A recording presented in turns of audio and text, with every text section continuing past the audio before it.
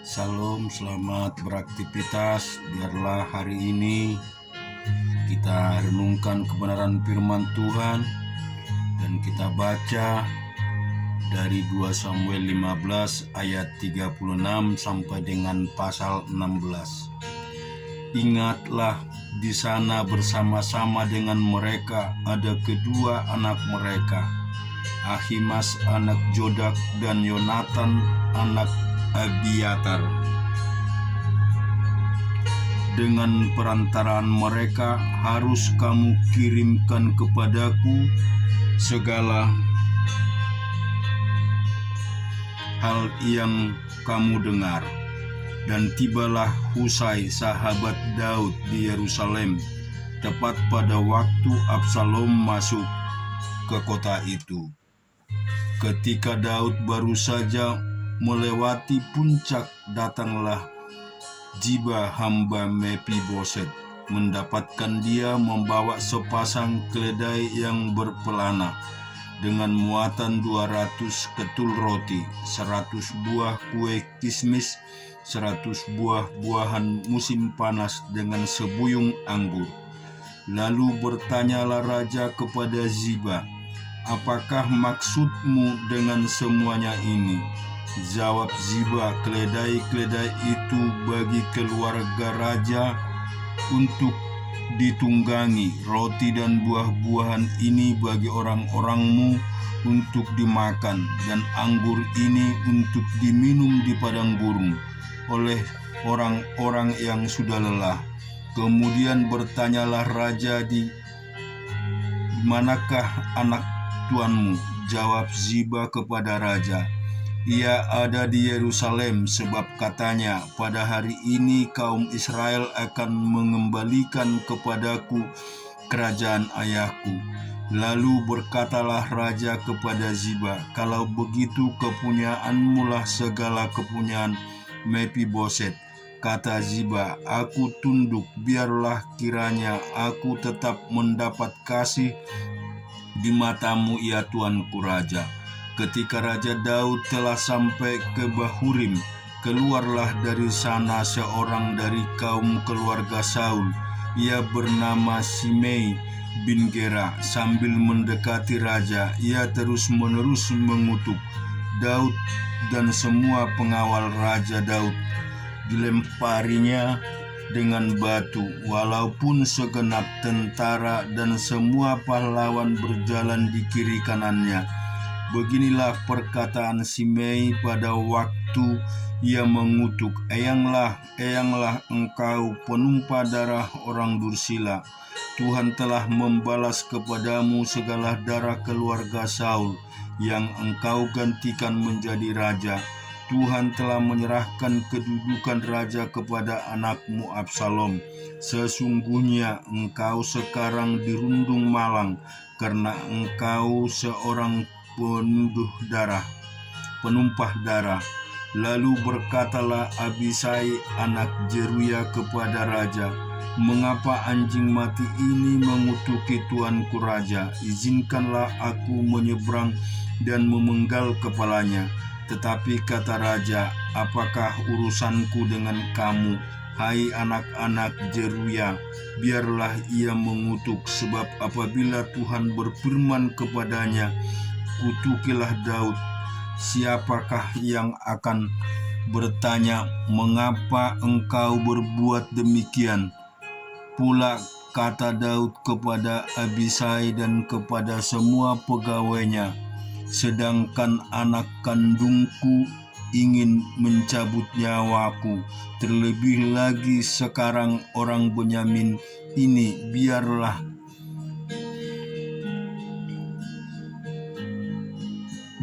dia dan biarlah ia mengutuk, sebab Tuhan yang telah berfirman kepadanya demikian. Mungkin Tuhan akan memperhatikan kesengsaraanku ini, dan Tuhan membalas yang baik kepadaku sebagai ganti kutuk orang itu pada hari ini." Demikianlah Daud melanjutkan perjalanannya dengan orang-orangnya, sedang Simei berjalan terus di lereng gunung bertentangan dengan dia, dan sambil berjalan ia mengutuk melemparinya dengan batu dan menimbulkan debu. Demikian lelah sampailah raja dan seluruh rakyat yang ada bersama-sama dengan dia di Yordan. Lalu mereka beristirahat di sana. Maka Absalom dan seluruh rakyat orang-orang Israel sampailah ke Yerusalem, dan Ahitofet ada bersama-sama dengan dia.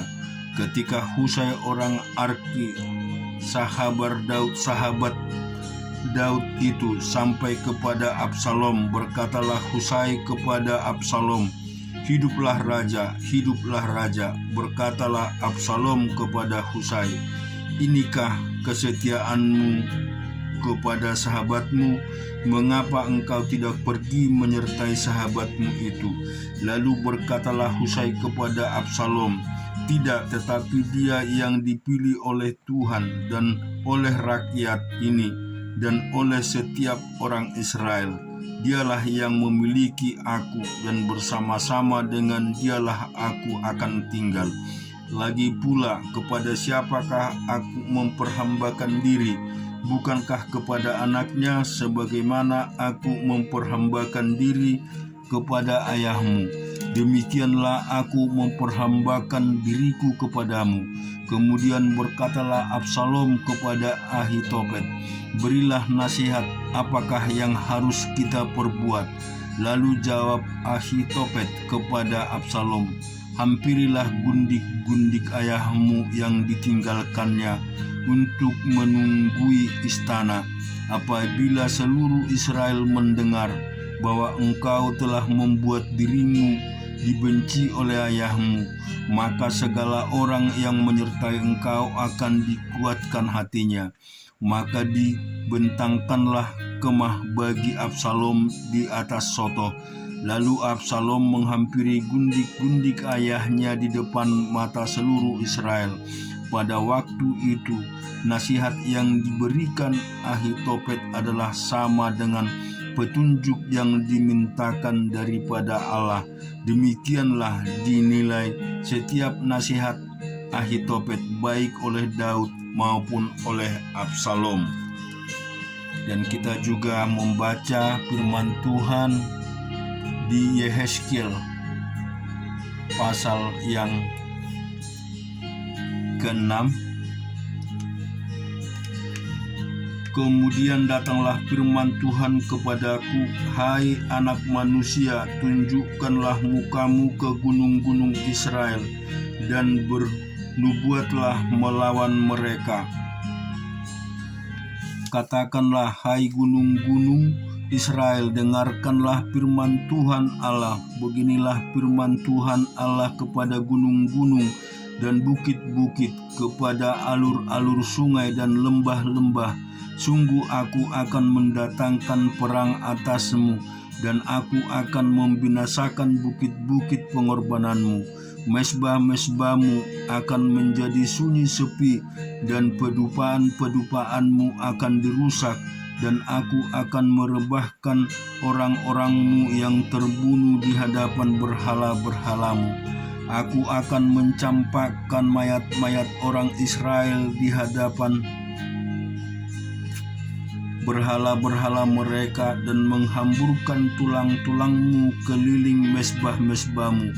Di mana saja kamu diam, kota-kota akan menjadi reruntuhan, dan bukit-bukit pengorbananmu akan menjadi sunyi sepi, supaya mesbah-mesbahmu dihancurkan dan ditinggalkan sunyi sepi, berhala-berhalamu diremukkan dan ditiadakan, pedupaan-pedupaanmu diluluhkan, dan buatan-buatan tanganmu dihapuskan, dan orang-orangmu yang terbunuh akan berebah di tengah-tengahmu, dan kamu akan mengetahui bahwa akulah Tuhan. Tetapi sebagian, yaitu yang terluput dari pedang, akan kutinggalkan hidup di antara bangsa-bangsa. bila mana kamu dihamburkan ke negeri-negeri itu. Di sana di tengah-tengah bangsa-bangsa kemana mereka dibawa tertawan, orang-orang yang terluput dari antara kamu akan mengingat kepadaku tak kala aku mengembalikan hati mereka yang berzinah itu, yang sudah menjauh daripadaku, dan mengalihkan mata mereka yang selalu berzinah dengan mengikuti berhala-berhala mereka. Maka mereka sendiri akan merasa mual melihat kejahatan yang mereka lakukan dan melihat segala perbuatan mereka yang keji.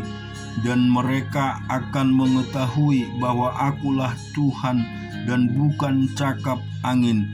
Kalau aku berfirman hendak menjatuhkan malapetaka ini atas mereka, beginilah firman Tuhan Allah, bertepuklah dan hentakkanlah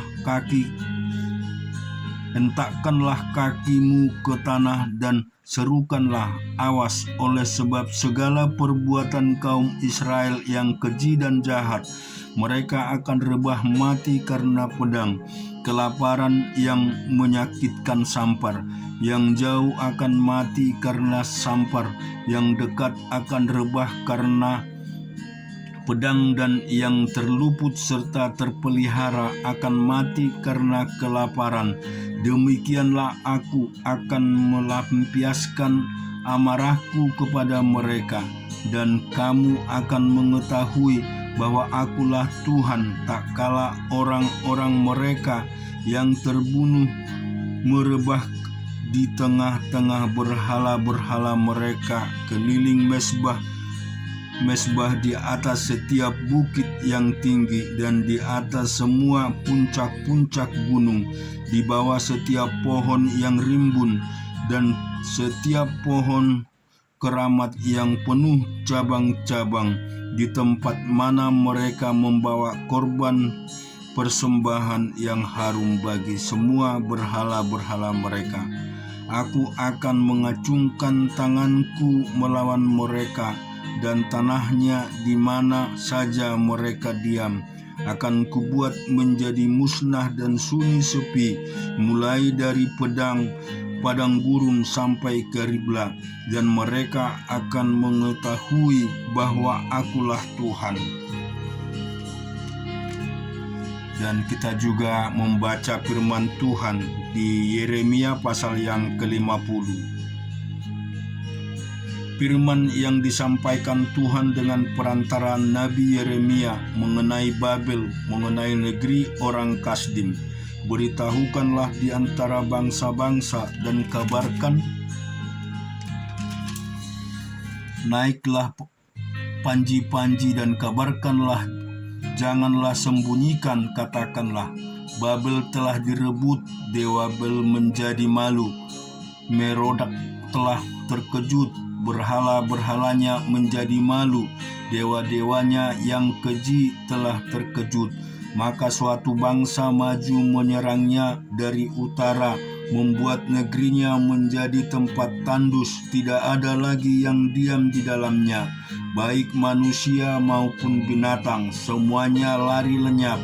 Pada waktu itu dan pada masa itu, demikianlah firman Tuhan, orang Israel akan datang bersama-sama dengan Yehuda.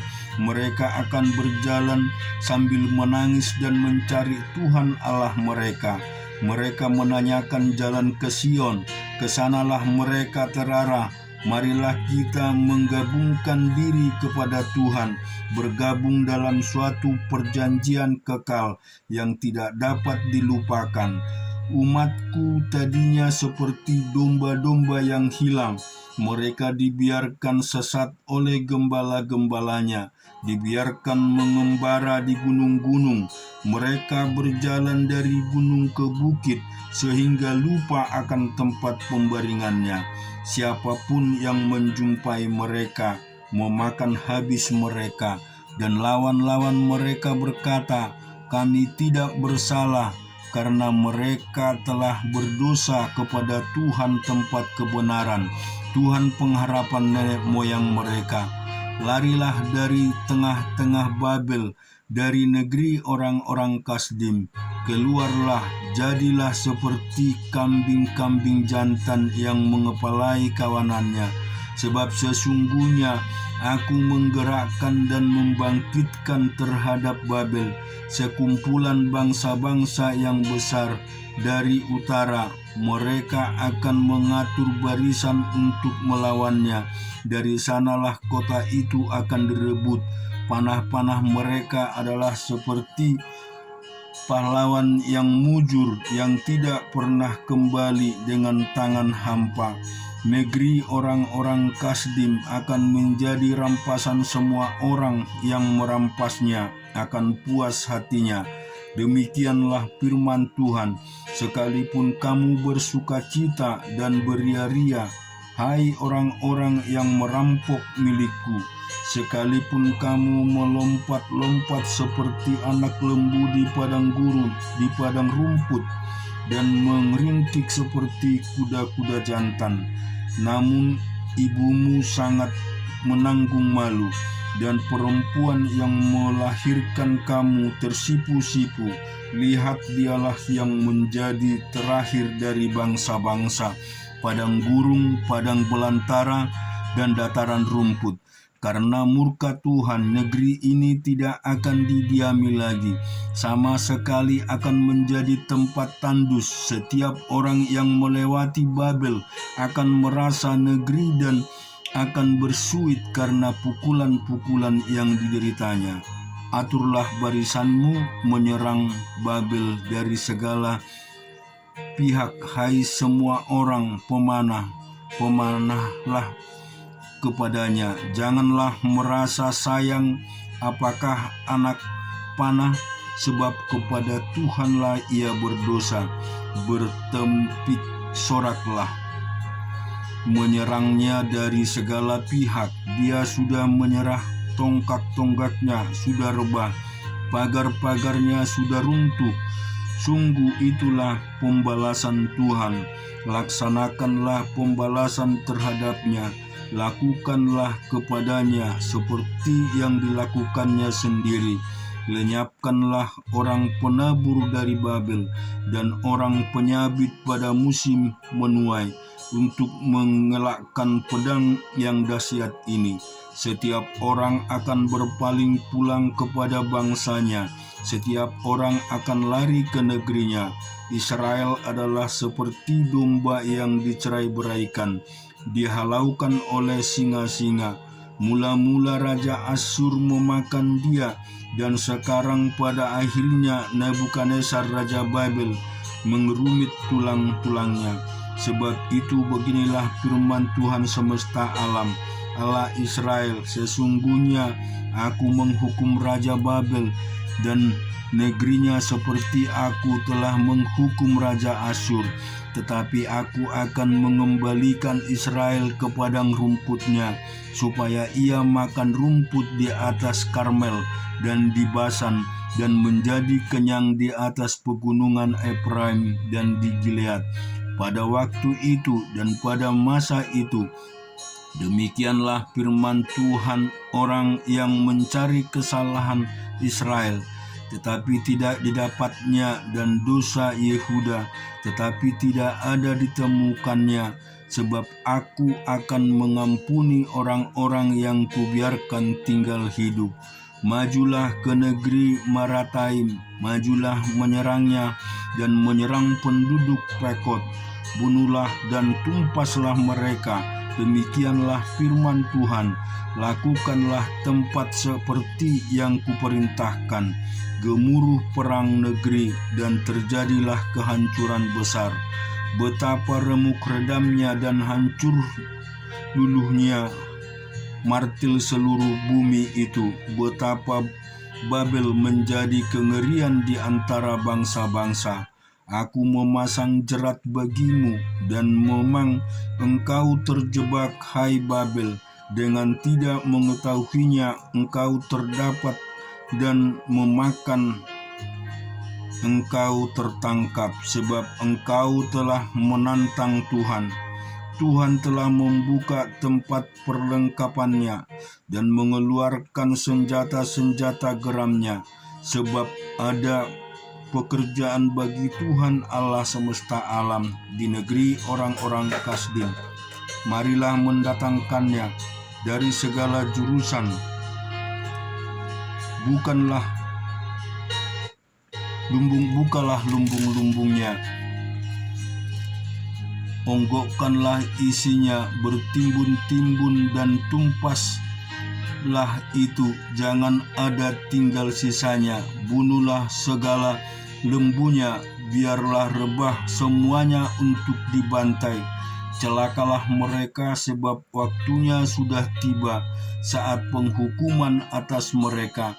Dengar pelarian-pelarian dan orang-orang terluput dari negeri Babel datang memberitahukan di Sion tentang pembalasan Tuhan Allah kita, pembalasan mereka karena bait sucinya. Kerahkanlah penebak-penebak melawan Babel, semua orang pemanah berkemah mengepungnya, supaya jangan ada yang lolos.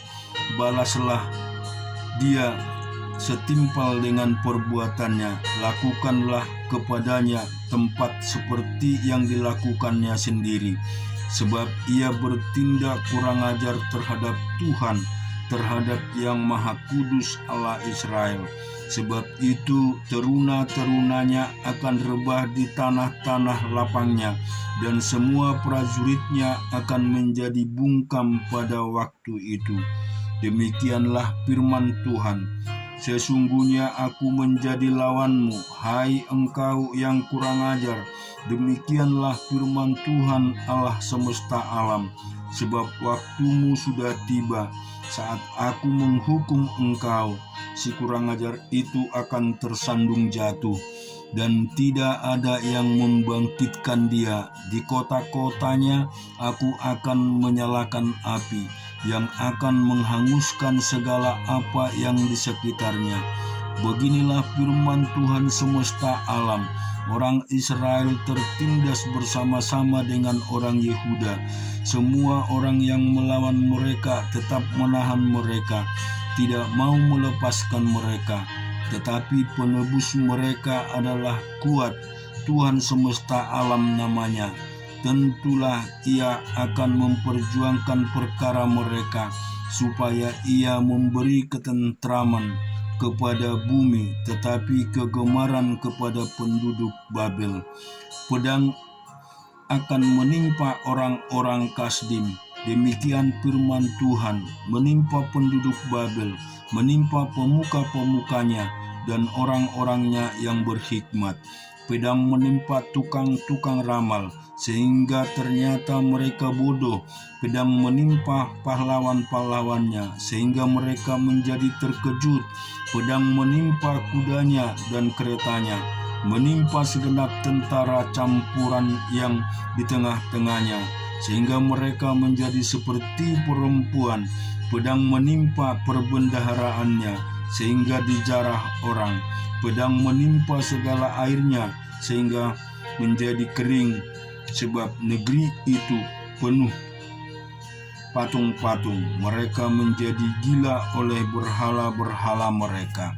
Sebab itu binatang-binatang gurun serta anjing-anjing buta, anjing-anjing hutan akan diam di sana. Juga burung-burung unta akan tinggal di dalamnya.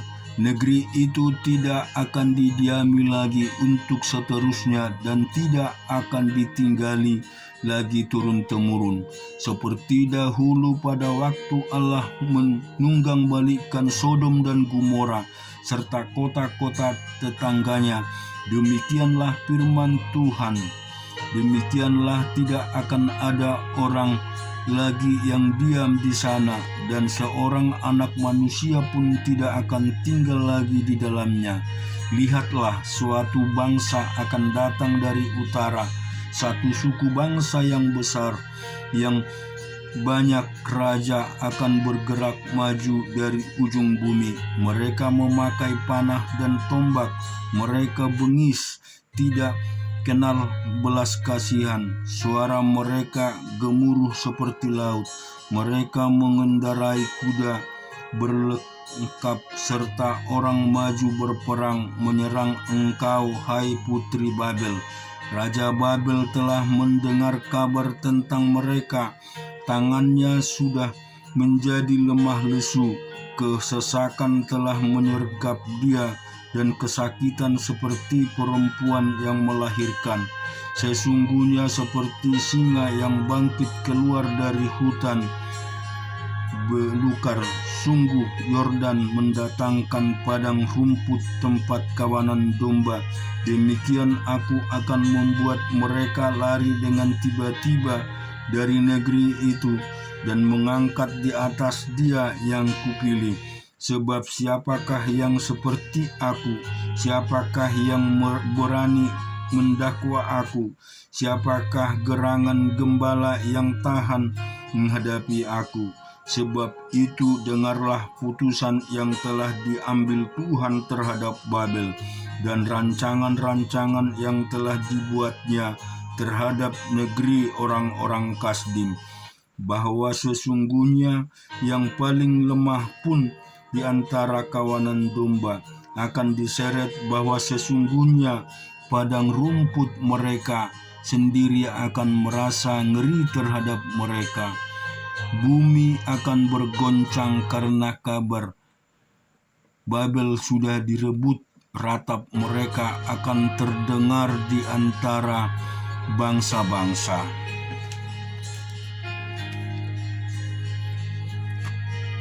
Dan kita juga renungkan firman Tuhan di 2 Korintus pasal yang ke-8.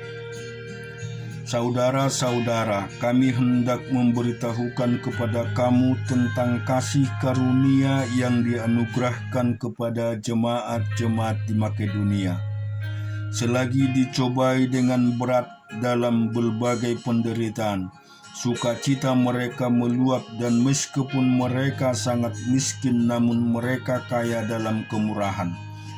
Aku bersaksi bahwa mereka telah memberikan menurut kemampuan mereka, bahkan melampaui kemampuan mereka.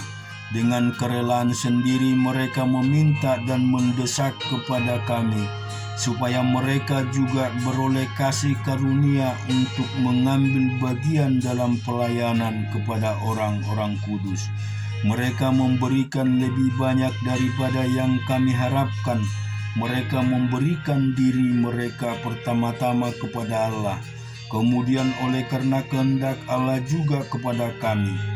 Sebab itu kami mendesak kepada Titus, supaya ia mengunjungi kamu dan menyelesaikan pelayanan kasih itu sebagaimana ia telah memulainya.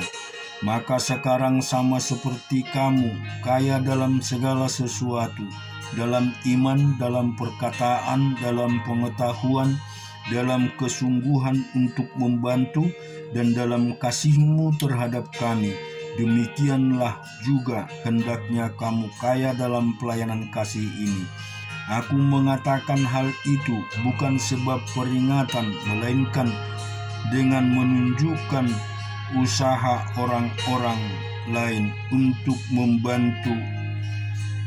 Aku mau menguji keikhlasan kasih kamu, karena kamu telah mengenal kasih karunia Tuhan kita Yesus Kristus, bahwa Ia yang oleh karena kamu menjadi miskin, sekalipun Ia kaya, supaya kamu menjadi kaya oleh karena kemiskinannya.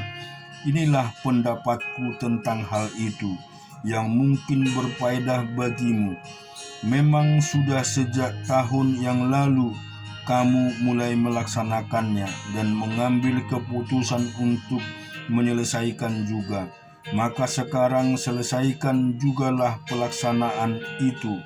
Hendaklah pelaksanaannya sepadan dengan kerelaanmu, dan lakukanlah itu dengan apa yang ada padamu. Sebab jika kamu rela untuk memberi, maka pemberianmu akan diterima. Kalau pemberianmu itu berdasarkan apa yang ada padamu, bukanlah berdasarkan apa yang tidak ada padamu. Sebab kamu dibebani bukanlah supaya orang-orang lain mendapat keringanan, tetapi supaya ada keseimbangan. Maka hendaklah sekarang ini kelebihan kamu mencukupkan kekurangan mereka, agar kelebihan mereka kemudian mencukupkan kekurangan kamu, supaya ada keseimbangan. Seperti ada tertulis, orang yang mengumpulkan banyak tidak kelebihan, dan orang yang mengumpulkan sedikit tidak kekurangan. Syukur kepada Allah yang oleh karena kamu mengaruniakan kesungguhan yang demikian juga dalam hati Titus untuk membantu kamu. Memang ia menyambut anjuran kami, tetapi dalam kesungguhannya yang besar itu, ia dengan sukarela pergi kepada kamu. Bersama-sama dengan dia kami mengutus saudara kita yang terpuji di semua jemaat karena pekerjaannya dalam pemberitaan Injil. Dalam bulan itu saja ia juga telah ditunjuk oleh jemaat-jemaat untuk menemani kami dalam pelayanan kasih ini yang kami lakukan untuk kemuliaan Tuhan dan sebagai bukti kerelaan kami. Sebab kami hendak menghindarkan hal ini, bahwa ada orang yang dapat mencela kami dalam hal pelayanan kasih yang kami lakukan dan yang hasilnya sebesar ini, karena kami memikirkan yang baik, bukan hal di hadapan Tuhan, tetapi juga di hadapan manusia. Bersama-sama dengan mereka kami utus orang lain lagi, yakni saudara kita yang telah beberapa kali kami uji dan ternyata selalu berusaha untuk membantu, dan sekarang ini makin berusaha karena besarnya kepercayaan kepada kamu. Titus adalah temanku yang bekerja bersama-sama dengan aku untuk kamu, saudara-saudara kami yang lain. Itu adalah utusan jemaat-jemaat dan suatu kemuliaan bagi Kristus. Karena itu tunjukkanlah kepada mereka di hadapan jemaat-jemaat bukti kasih-Mu dan bukti kemegahan-Ku atas kamu. Amin. Tuhan kiranya memberkati kita semua. Biarlah kiranya firman ini menjadi suluh dan menjadi kekuatan iman kita. Amin.